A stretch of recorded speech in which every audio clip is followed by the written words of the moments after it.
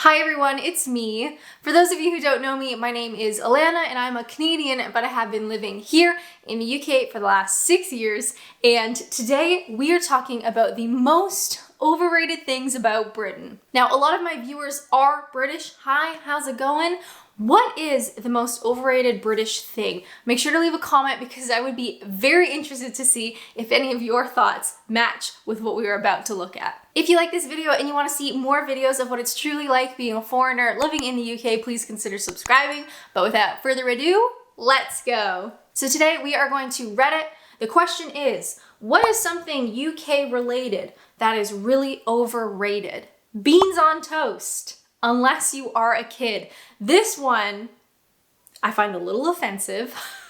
I love beans on toast. I can't help it. There is something about just having kind of a rough day. Maybe you don't know what to eat. Maybe you're a little bit stressed out. Maybe the weather is kind of bad. Maybe it's just, not a very good day. And I realize that we have some toast and I realize that we have a can of beans and suddenly it all makes sense. Are beans on toast the best thing ever? No.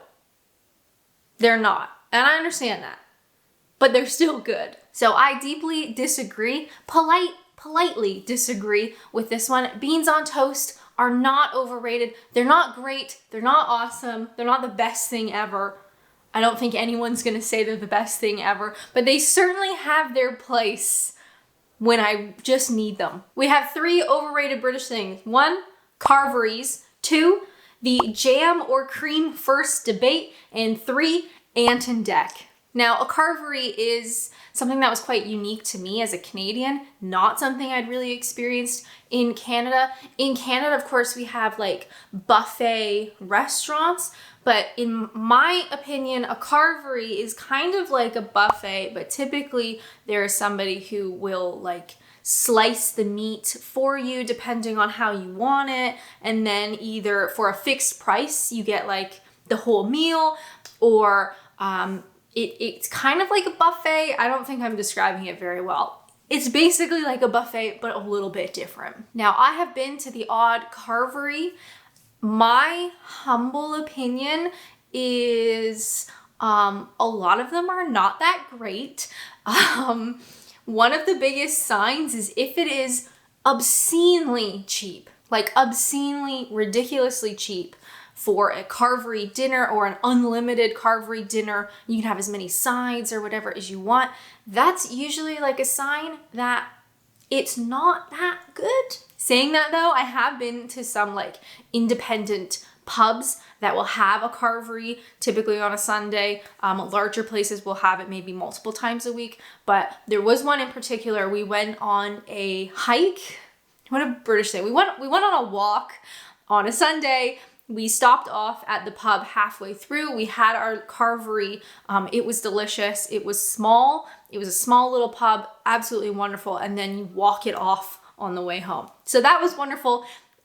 But typically, from my experience, carveries are not that great. They're very convenient because you don't have to make a roast yourself, but they're not always wonderful. The UK is home to so many controversial debates.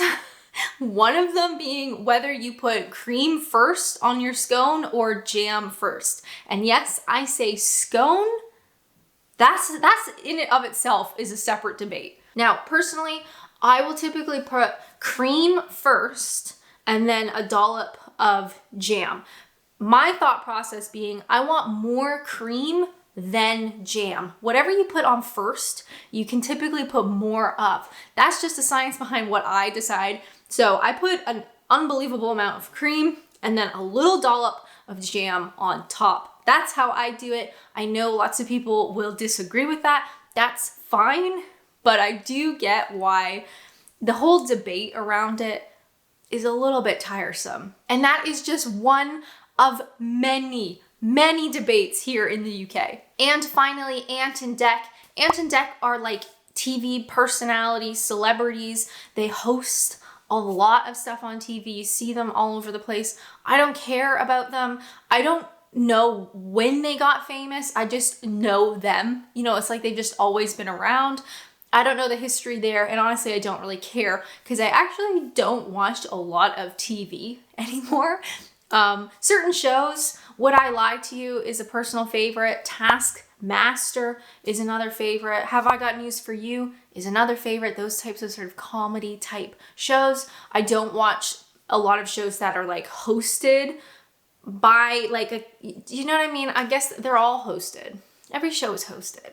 I don't watch any live TV type, competition type stuff that has like an answer deck type host. None of that makes sense. I'm so sorry. It's just kind of like word vomit. It's just coming out. I don't really care about answer deck is what I'm saying. And I'm deeply sorry if that upsets you. Next up we have, I can't really understand how Ed Sheeran got so big. Nothing against him at all. He seems like a nice lad, but I don't see why he's so much more appealing than other singers. And I gotta say, I agree. Every Ed Sheeran song I have heard has been against my will. He seems nice. I mean, of course, we never know people on the internet or celebrities or anything. You never know these people, but he seems nice, and I get that. But I would not go out of my way to listen to Ed Sheeran. I don't really understand. So let's move on. Next, hot weather. And the months of July and August, maybe even June too, were too humid an island with too little infrastructure to deal with it. There is a sweet spot, usually in May, where you can feel the heat from the sun, enjoy the fresh greenery and wildflowers, and still have a sustainable enough breeze to wick away the sweat. I have never agreed with something more in my entire life. Here in the UK, especially for me, I am in the southeast, so I am quite south here on this beautiful island. It gets hot in the summers, which naturally I've always loved summer, but I come from a country that has a lot of infrastructure to deal with the heat, whereas here, no air conditioning. And honestly, there are some nights in July and August when you're laying in bed and I just think there's no way that I'm gonna be able to sleep tonight. And that is tough. A lot of people, when they find out that I'm Canadian, I guess people just think of Canada as cold, but that is, only half of the year. For me, I'm from Southern Ontario. We get beautiful summers, hot, 35-degree summers sometimes, just beautiful weather down in Southern Ontario, but we have air conditioning. So you can go outside, you can get sweaty and uncomfortable, and when you've had enough, you can come inside and cool off. Whereas here at all of the flats and homes that I've lived in, there's no air conditioning. I don't know any of my friends that have air conditioning. Some businesses do, others don't. So when you become extremely hot and just sort of miserable, it's very hard to get any relief. But I definitely agree. Humid weather in the UK, no thank you. I don't want it. Hey guys, so I'm just editing this video and I have an update. Guess what? We bought an aircon unit. I know. Typically when I bring up the topic of aircon, I usually get two different responses. Either one, you don't need it because it's only hot 2 days of the year. Or the other side, stop complaining, just buy an aircon unit. So I've now done that. In my experience, aircon units here in the UK can be quite expensive. If they are any good, they are certainly expensive. But we ended up finding one that was a dented, refurbished unit. So it could not be sold for regular price because A, it had been refurbished, and B, it had been dented. But honestly, the dents were not that bad, and their engineers test it to make sure that it is still perfectly functioning. So we ended up getting a really nice unit for 50% off at least because of these issues. So if you're in the market for something like that, perhaps that is a route to try. We also did something similar with our vacuum cleaner. I know, this is exciting content. We ended up buying not a Dyson, but the next sort of brand down. Vacuum cleaners are so expensive. good vacuum cleaners are so expensive. So we ended up buying a refurbished unit. It was really cheap. It was refurbished. It was spotless, and it works absolutely wonderfully. Comes with all the warranties and all the rest of it. So just an idea. If you're in the market, maybe look at a refurbished unit. We haven't tried the aircon yet. We're in the process of setting it up, but I am very excited to try it out this summer for the 2 hot days of the year. Okay, that was it. Back to the video. Next, Jamie Oliver, sawed off. Jamie Oliver always seems like a little bit annoying. And I don't mean to be mean. Maybe that is a little bit mean. I don't know him. He just kind of always seems like a little bit annoying. So that's just my personal opinion. I also think where I watch a decent amount of YouTube, there are so many cool YouTube channels that focus on cooking, on recipes, on at-home cooking, on easy meals. There are loads of creators online that are so talented and funny and interesting and put so much effort into their videos and recipes and stuff that I would much rather watch that than watch anything that has Jamie Oliver in. A while back, I was going for a walk and I walked past like a gas station and it had like a sign out front advertising Jamie Oliver's new like gas station meal. I don't know if any of you guys saw that, but it surprised me because Jamie Oliver, you know, obviously is a famous chef, and then seeing this like little banner about his new like truck stop gas station meal made me laugh. I've just, no thanks. Next, London. It's dirty, smelly, and full of ghastly, soulless zombies. Now, I actually have a video, can you believe it, about why I will never live in London. I love to visit London, but London is definitely not my city. I am much more of a small town or village kind of person. That's just a personal preference. London is fabulous, and if that is the type of lifestyle that you want, London is the place to be. You know, it's big, it's bustling, there's always something going on. There are so many people and things to do and eat, and you will never fully experience London, even if you live there your entire life. But I think some British people get tired, just get tired of people talking about London, and a lot of the times it's foreigners. When I first moved to the UK, I felt like I was gonna miss out by not living in London, because that's where so many young expats go. They go to London. There's loads of YouTube channels of foreigners living in London, and I thought, oh no, like I'm gonna miss out. And I'm really not. It's just not for me. But I can totally understand how it can just feel like a little bit annoying when foreigners only want to talk about London. And it's also so important to remember that London does not represent the UK. London doesn't even represent England. It is a beast of its own. There's nothing else like it. It's wonderful, but it is certainly not what most people know to be England. Now, speaking about restaurants, when you think of overrated British restaurants, what do you think of? Do you think of Nando's and Gregg's? Because this user does. Nothing against Nando's and Gregg's, all right? I have eaten at both establishments more than once, okay? Nothing deeply against them. They're not fabulous. No, I don't think anyone's gonna say, oh my God, the pastries at Gregg's are the best in the country. I don't think anyone's gonna say that, but they are so well known that it does kind of feel a bit overrated. To me, I think of like Nando's, kind of like McDonald's. It's a chain, it's fast food, it's everywhere. It's not good, but sometimes you just want to have it. Like I haven't had a Big Mac in so long and they're horrible. They're horrible pieces of food, but I could eat a Big Mac right now. Same with Gregg's. I don't think anyone's gonna say the sausage rolls at Gregg's are the best in the country. I don't think anyone's gonna say that. They're perfectly fine. They are cheap, they are accessible, and they are everywhere. So personally, I would rather go to like a small cafe or a small independent kind of place, you know, support independent shops But sometimes you can't find those. And sometimes you've got 30 seconds, you see a Gregg's, you want a sausage roll, so you get one. I definitely wouldn't say either of those places are great. They're just there.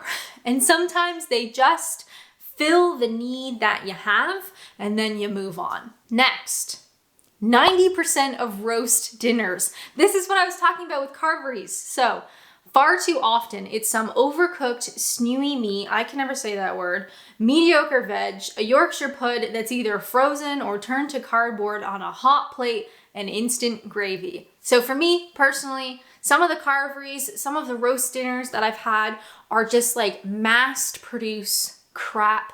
They are cheap, they are accessible, they are fast, certainly. But at the same time, I have had roast dinners that are truly beautiful, like just truly wonderful. So it's kind of hit or miss, but I also think it depends on the type of place that you go to. If you go to just a chain restaurant that is extremely cheap and the food is just sitting out in big trays, perhaps it may not be as exciting as a homemade meal or more of like a fancier type of pub that does like their home cooked roast dinners. They do exist, they're less common, but I've definitely had roast dinners where like the veg is so boiled. Do you know what I mean? I don't know what it is with Brits and boiling veg, and it just becomes mushy. And you just kind of have like this mushy section on your plate that's just like mushy veg. It makes me so sad. But good roast dinners do exist, but you have to find them first. How about slug and lettuce? It's middle class Wetherspoons. So for any foreigners watching Wetherspoons, I think most people have heard the name Wetherspoons before. I would consider that a very cheap pub chain. There's a lot of controversy and a little bit of drama with Wetherspoons, but it will have the cheapest alcohol, the cheapest food. The quality is not good. The floor is usually sticky. And if you try to go to the toilet at a Wetherspoons, it's usually like down the block, up 3 flights of stairs, and in a separate building. Whereas Slug and Lettuce is another restaurant chain, but it tries to be a bit more fancy and overpriced, and it's typically, in my opinion, not that good. So when I read this on Reddit, I actually snorted because I 100% agree. Having said that, I won't stick my nose up at a Wetherspoons, all right? I've been there before, and I will be there again. Again, just like McDonald's, sometimes you just want a really cheap drink, or you just want someplace to sit down and have a cheap meal with friends and drink too much and all the rest of it. And Wetherspoons can really fill that need. It's never gonna be great, it's never gonna be awesome, but sometimes it's just what you need. But Slug and Lettuce, I probably would just avoid because it is overpriced and it is just never that great, in my humble opinion. Next, the most overrated British thing, the South and the North. This one made me laugh. Obviously, it's posted by 2 separate people. And like the cream or jam debate, there is a North and South debate. People are very patriotic about their part of the UK. Fair, okay? There's lots of history here. There's a lot of perhaps bad blood in that history. So there is still a North versus South debate. And of course, everybody in the Midlands just gets forgotten about, but they'll probably make themselves known in the comments. Now, as a foreigner, obviously, I don't know, I'm not from here. That's like the definition of being a foreigner, but I have lived in the South my entire time here. I do get a lot of comments from people saying you should move up north. My life is kind of settled down here in the South. I am very happy. My partner is from the South. My friends are down here in the South. So it would be quite a big ask to move everything again up north to a part of the country that I'm not familiar with. It's almost like moving country again. So I'm quite happy down here. The weather tends to be a little bit nicer as well. Close to London, close to some big airports, close to mainland Europe. So it's just, you know, it's a nice spot. Nothing against the north. Probably not gonna pick up my entire life again and move up there anytime soon, but I'm certainly happy to visit. How about tea? It's just a drink, not a social identity. Recently, I did a whole video about British tea, the best types of tea, how to brew your tea, the sort of cultural element of tea, and I think it would be, what's the word I want?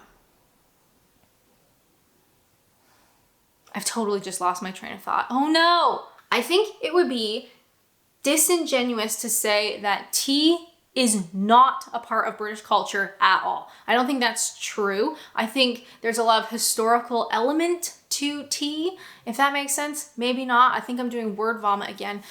Lots of Brits don't like tea. Lots. Lots of Brits are more of a coffee Brit. Lots of Brits don't like either. That's absolutely true.